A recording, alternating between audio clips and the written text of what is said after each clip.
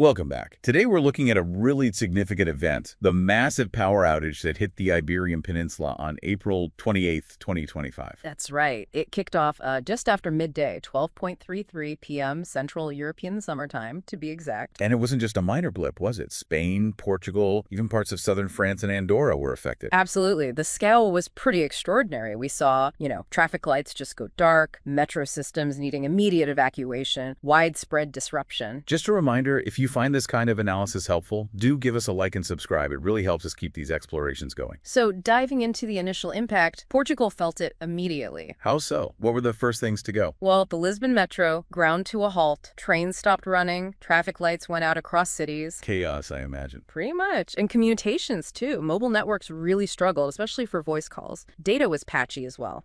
Critical infrastructure, like hospitals. They had to switch over to backup generators. Thankfully, they have them. But, that's never ideal for long periods. Even the Fertigus commuter trains, they just stopped at stations, didn't proceed. And with the traffic lights out? They had to bring in extra police, just to manage traffic at junctions. It was quite a scene. What about air travel? Lisbon's a major hub. Lisbon Airport operated with limitations for a bit, but then closed entirely around 1:00 p.m. Wow, completely closed. For a time, yes. Porto and Faro managed to stay operational, but they were running on generator power, so, likely reduced capacity. And the government's reaction? Swift, actually. The Portuguese Prime Minister's cabinet called an emergency meeting pretty quickly to assess the situation. Good to hear. Any parts of Portugal spared? Yes. Interestingly, Madeira and the Azores, the islands, they were unaffected. It was continental Portugal that bore the brunt. Okay, so a major event in Portugal. Let's shift focus across the border to Spain. Similar story there. Very similar, perhaps even more extensive in some ways. Renfe, the Spanish train operator, they reported the entire national electricity grid was cut off. The entire grid? That was the report at 12:30 p.m., just gone. Which is, frankly, staggering. At airports, Madrid's Barajas International Airport lost power, too. Big implications there. And I heard something about the nuclear plants. Yes. As a standard safety precaution, when the grid power is lost like that, Spain's nuclear power plants automatically shut down. Safely, it should be stressed. Okay, that's a relief. But still, it indicates the severity. Absolutely. Telecommunications, internet services, they took a hit, too. Web connections just plummeted. You'd expect that. And you could actually see the drop in demand on the grid level. Nationwide electricity demand just fell off a cliff because nothing was drawing power. So Madrid activated its emergency plan. They did. And even the Cortes Generales, the Spanish parliament, lost power. We're right in the middle of everything, even sporting events. Yep, the Mutua Madrid Open, the big tennis tournament, play was suspended there as well. Shows how pervasive it was. Were any parts of Spain unaffected, like with Portugal's islands? Yes, similar situation. The Canary Islands, the Balearic Islands, and also Ceuta, Melilla, and Gibraltar. They were all okay, not connected to the main peninsula grid in the same way. And the Spanish government response? Also, an emergency meeting convened by the Prime Minister. A coordinated response was clearly needed. It really paints a picture of, extreme vulnerability, doesn't it? Our reliance on this single system. It certainly does. The interconnectedness is efficient most of the time, but when it fails big. What about the smaller neighbors? Andorra? Andorra had a bit of a wobble. The power outage from Spain did hit them briefly. But they have an interesting setup. An automatic recovery system kicked in and switched their grid over to connect with the French one. Clever. So it was short-lived there. Very short-lived for power. Andorra Telecom reported a similar brief blip for internet connections, but it came back quickly. Shows some resilience planning. And France itself? Just the border region. Mostly contained, it seems. The French grid operator, RTE, reported an outage in the French Basque Country, right near the border. How long did that last? Only a few minutes, according to them. So it suggests the main fault, the main instability, was really centered on the Iberian Peninsula's grid. Okay. But the effects rippled even further, didn't they? Morocco. Yeah, that's an interesting knock-on effect. Internet providers in Morocco, like Orange, reported problems. How is that connected? It seems their servers, or at least some critical ones, are physically located in Spain. So when Spain went dark... The services in Morocco were affected. Right. Shows the geographical concentration of internet infrastructure. Exactly. It's not just about the undersea cables, it's where the data centers and servers actually are. So let's get into the big question. The cause. What were the initial explanations floating around? Well, the Portuguese grid operator, RAN, came out fairly early with a statement. What did they suggest? They pointed towards temperature variations in Spain, unusual unusual one. Temperature? How does that cause a blackout? They said it led to a rare atmospheric phenomenon, their words, which then induced oscillations in the high-voltage power lines. Oscillations. Like the line swinging or something electrical. More electrical. Think of it like the frequency of the power fluctuating wildly. If it gets too unstable across the network... Lose sync. Precisely. That's the word RN used. It disrupted system synchronization.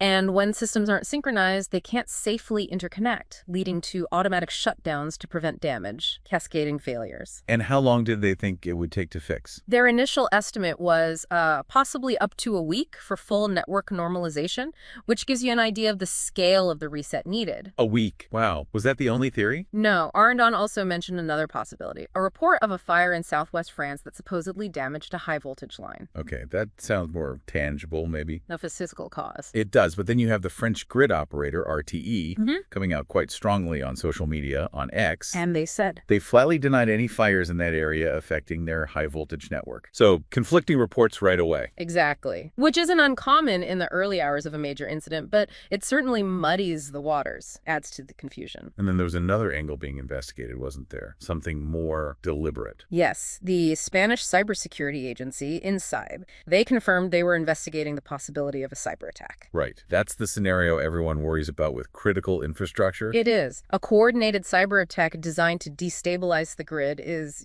a nightmare scenario. What would they be looking for in that kind of investigation? What are the telltale signs? Oh, they'd be deep in the system logs.